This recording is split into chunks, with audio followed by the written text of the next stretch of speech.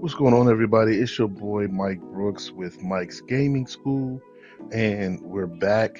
The last couple of years, where we're kind of in and out, been going through some things in my life, but I believe I finally kind of got things under control, got things together to where I know what direction I want to take this channel, and we'll be able to produce more content, help gamers learn how to make money playing video games, as well as putting out my own gaming content, and other tips and tricks on games that I like to play. And then if I see something that I could help somebody with, I would like to throw that out there on any type of gaming tip. All right. Now, basically, the reason why you came to this video is because I have a question. And this is basically going to be my rant, my 2025 start the year off rant, because I've been seeing this for a long time. And I want to know, why don't gamers like video games? And I'll break down what I'm talking about here in just a second. But um, it's just something that I've noticed over the last, you know, maybe 5, 6, could be even 10 years or so, that I've seen so many gamers have negative reviews on like every single game. But here, so basically, what I'm going to do is I'm going to talk about 5 different categories that I think gamers, or that I'm going to rant about, basically, of what gamers complain about, what they don't like, and show my frustration with it all. Okay. So first, let me just break down where I'm coming from. I am 42 years old. I was born in 1982. I've been playing video games since the first Atari came out. So I've seen the growth of the industry. I've seen the growth in individual games, individual companies. Now, I'm not going to say I'm the expert on gaming and I know about every company, about every game. That's not what I'm saying. I'm a casual gamer. Okay. I'm not a competitive gamer. I feel like at my favorite games, I am a good casual player. So, with that said, I enjoy all of my particular favorite games, and then even some games I try to try. I can appreciate, even though they're not my style of game, I can appreciate the graphics, the time it took to the work to put in the game, and the results that came from it. Now, is every game good? Of course not. However, games today are a lot better, a lot better from a graphical standpoint, from a fun factor standpoint, than they were 20, 30 years ago. Okay. And here's where I'm probably going to get a lot of pushback, but I don't know why. Okay. And I want to hear from an older and younger demographic, because I think I'm going to get 2 different voices on that. Now, from an older demographic, if you're 30 and up, okay, you've seen the progression. I know you've seen games that you could say, man, what could be better than this? You know what I mean? And played that game. And then the next time they outdo it. So that's where I was. Okay. And just full transparency, the games that I'm in the FCG community. I play, fighting games. Mortal Kombat, Street Fighter, Tekken are my 3 main games, but there's also some other fighting games that I will play as well, because there's some new ones coming out. Virtua Fighter, um, Fatal Fury, just to name a few. But I'm a FCG guy. Also, I'm a sports gamer. I like to play FIFA, Madden. I used to dabble in 2K. But those are all games that I like to play. I also like to play open world games. One player, open world, Spider-Man, Ghost of Tsushima, Assassin's Creed, stuff like that. So that's where I'm coming from. I'm not a first-person shooter. I'm not a RPG turn-based. Some other games like that. So that's basically where I'm coming from. Just kind of like the ins and outs of where like I said, I'm a good casual gamer. So I'm not going to blow the world away. I'm not a competitive gamer. So that's the direction I'm coming from with this rant. So here's 5 things that I want to talk about. Number 1, negative reviews on every game. And this is just like in general. It truly feels like that every single game gets some type of hate, negative reviews, and everything. And it's so weird to me because as I'm playing the game, I say, man, I'm really enjoying this game. And I look at the rating and it'll get like a 6 or 5. And say they got all these different problems and it all this stuff is missing and all this stuff is it's like, what in the world is going on?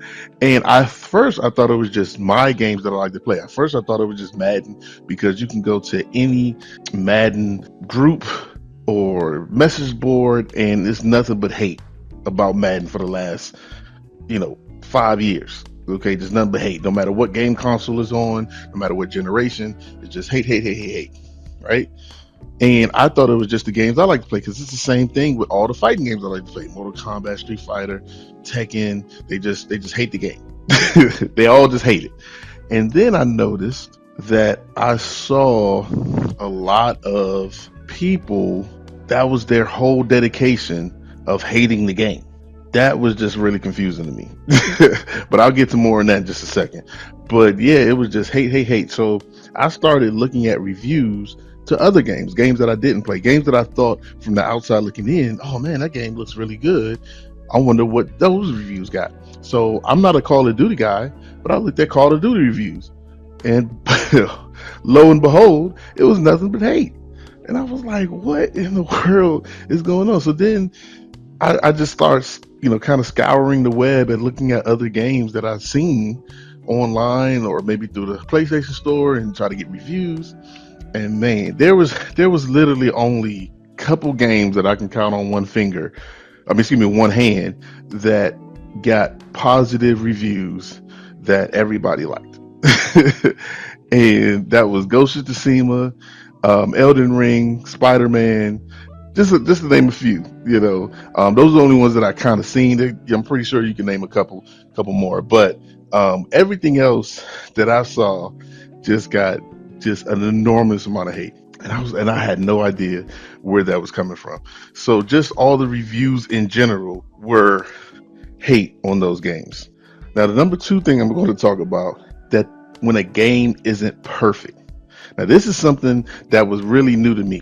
So back in the day, back in my day, when we saw a glitch in a game, like if let's say we're running with the football, somebody fumbles and the ball just floating in the air. Okay, we would laugh, say, "All shucks." If we had to restart the game, if the game froze, and then we kept it moving. You know what I mean? Matter of fact, we was happy that the game was playing. How much we had to blow on the game, and we had to rub on the disc and do all this stuff.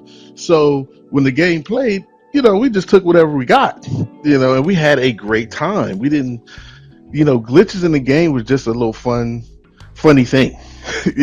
Somebody walks through a wall. And it's not the end of the world. Like, oh, look at this! I can walk through the wall. You know what I'm saying? And we would laugh about it and call it a day. But now, oh my goodness, oh my goodness, if there's a glitch in the game to where somebody's hand goes through somebody's back in basketball or football or something like that, or in a fighting game, the sky is falling. Okay, like this is crazy. And I don't know if it comes from the gaming community being spoiled. I kind of think that's what it is. I kind of think we're spoiled. There's a lot of gamers, and I'm not going to do, old guy, young guy, but this is just human nature. If you come up at a time where games graphically look a certain way and they only go up from there, you expect a certain product. If you've been through the grind from the very bottom, and you've seen when you only played with stick figures, and now the graphics look like this, and you see the sweat and the pores off of somebody's face, you pretty much taking whatever they give you at that point. You're just like, man, I'm just glad they're still making video games. But man, when there's a glitch in the game, these people go crazy. And number three, this one's a big one. Okay, this is one that I've seen people complain about the most, and I kind of want to just give a different perspective on it and see, kind of where that goes. Season passes and microtransactions. This has to be the vein of all gamers' existence. But here's my perspective on microtransactions and season passes. So for the first, season pass, let's talk about that. So season passes have only been around for about, or downloadable content in general, I would say mainstream, for about anywhere between 10 to 15 years. Yes, you had options to where you could download some maps and things like that on different games before that, like on the Dreamcast, or if you're a PC gamer. Now, I'm not a PC gamer at all, so this rant is mostly about console games. So I'm not a PC gamer, but I know y'all have had downloaded content. You are a little bit different. But downloadable content really became mainstream about the end of the PS3 area, but really mainstream in the PS4 because you have faster modems. You can download something really quickly, and then it was really the expectation during the PS4 time around 2013, I believe. And let me tell you why seasons are so important and downloadable content is so important. Once again, back in the day, when you bought a game off the shelf, that's the game that you got. Okay?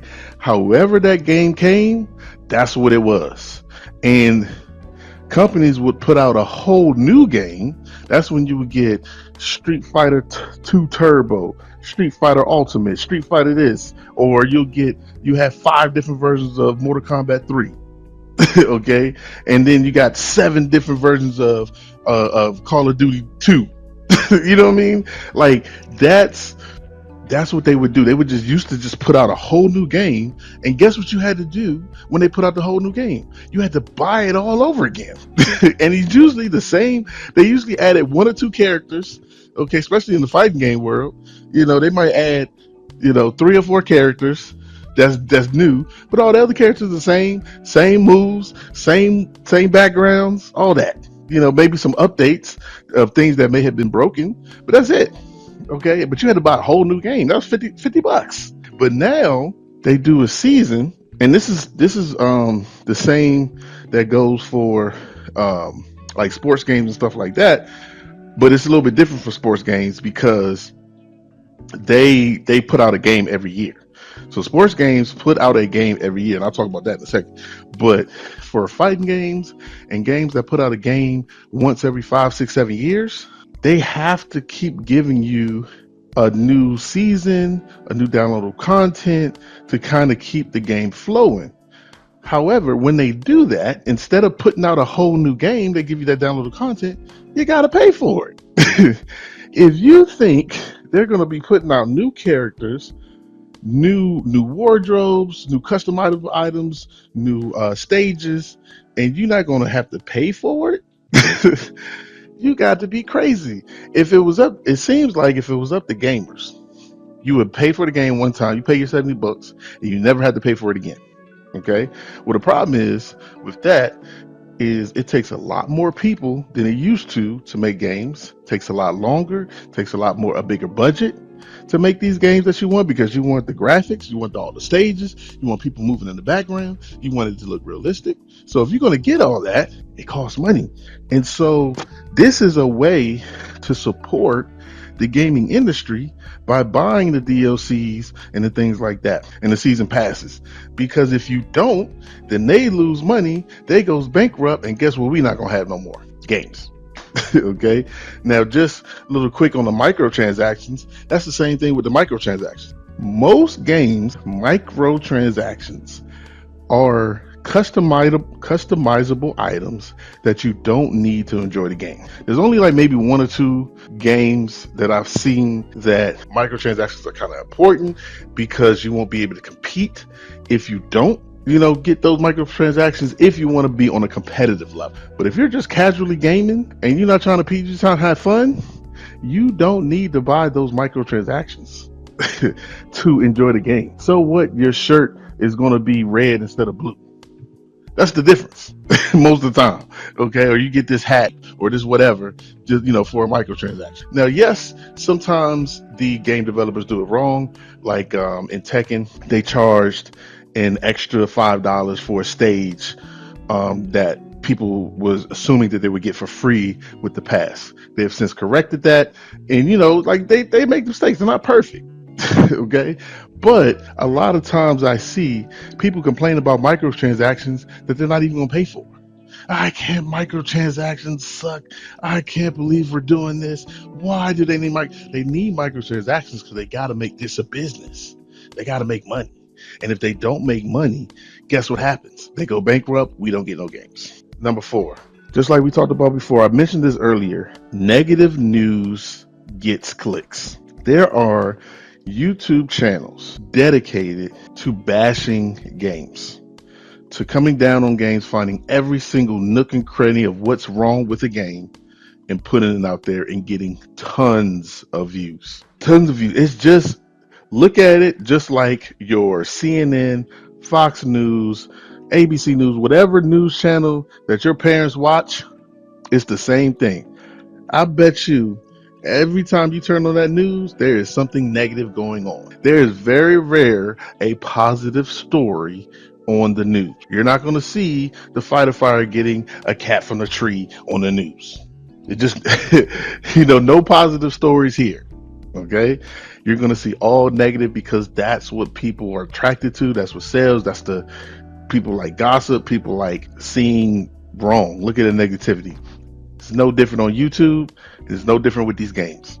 If you type in your favorite game sucks on Google or YouTube, you're going to get tons of views, no matter what game it is. You could even put the best game that I've seen, Elden Ring or Ghost of Tsushima, put that in there, put sucks, and you're going to still see tons of views. And they're going to say unpopular opinion, whatever, because those get views. So my advice to casual gamers, and I'm going to talk about the competitive versus casual scene, but for casual gamers that you're just looking to have a good time, man, you got, you're a little older now, you got a wife and kids, you only get maybe an hour or two a day, if that, maybe a couple hours a week to sit back and play your game. Man, don't look at none of that stuff. Just enjoy your game, your favorite game, and just enjoy playing it and having a good time. Don't look at all that negative stuff.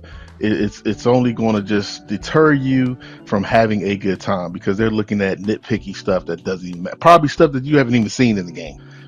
Now, the last thing I'm going to go over is the competitive versus casual scene.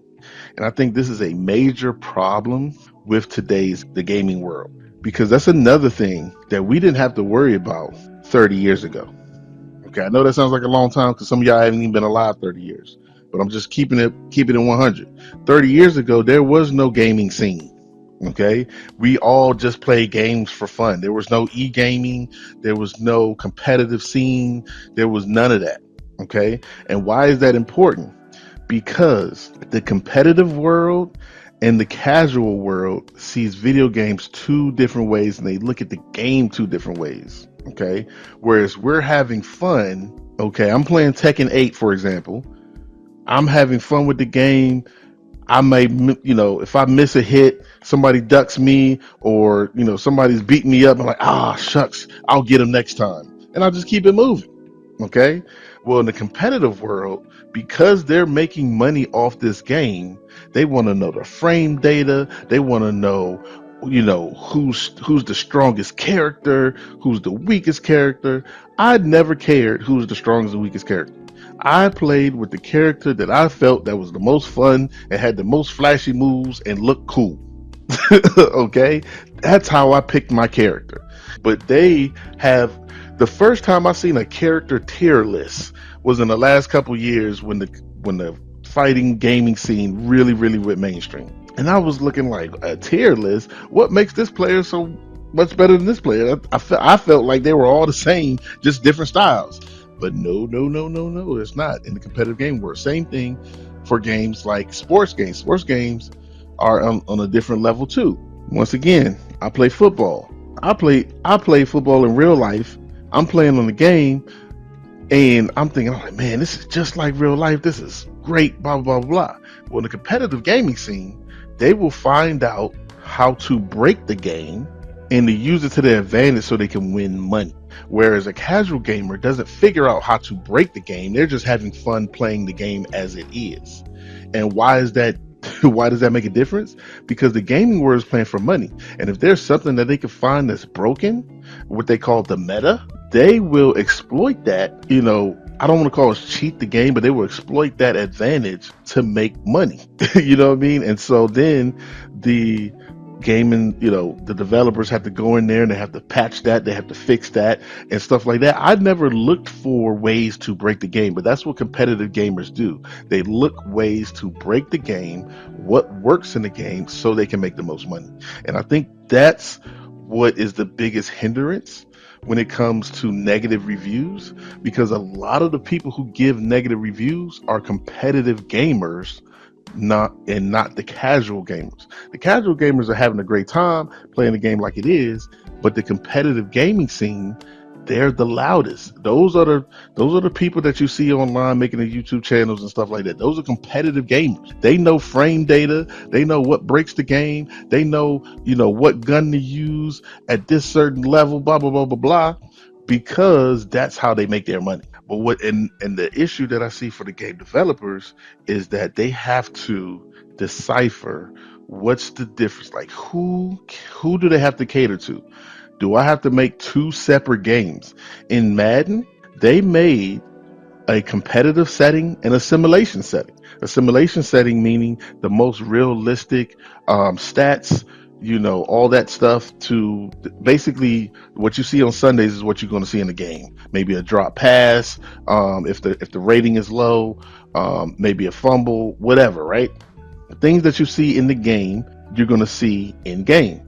Well, the competitive scene, they have a competitive mode where the user wants full control. Meaning, if I throw this pass and I control the man to catch it, they should catch it every single time, because I controlled that man to make the control. So that's what competitive is. Competitive is where the stats are pretty much a little bit more even. I mean, of course, you got speed and all that stuff, but stats are a little bit more under your control. That's the big difference. So developers are having to make two different games just to appease the competitive scene and the casual scene. And they gotta appease the competitive scene, because those are the ones that are playing their games in tournaments. Those are the ones that are getting the recognition. Because we're, as casual gamers, we just buy the game, and that's the one time you're gonna hear from us. I mean, I have a channel myself, but the most 99% of casual gamers, they buy the game, they play it a couple hours a week, they have their good time, and they put it up. You'll never hear from them again. Okay, but competitive scene, they're the loudest.